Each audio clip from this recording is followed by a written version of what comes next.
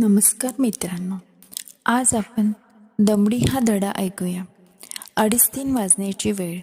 बर्डीच्या बाजाराच्या कोपऱ्यावर एक सार्वजनिक नळ होता व त्याच्या पलीकडे एक चिंचेचे विस्तीर्ण झाड होते. त्याच्या खाली दमडी निजली होती.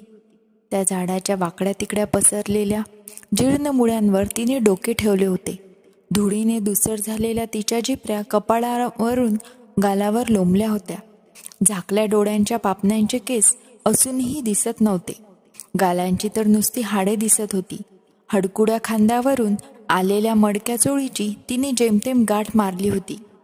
कमरेला अर्धेमुर्धे विटके लुगडे गुंडाळलेले होते आणि तिने त्याचा कसाबसा काचा खोचला होता. तिने आपले 10-12 वर्षाचे पोरसवदा अंग जमिनीवर टाकून दिले होते.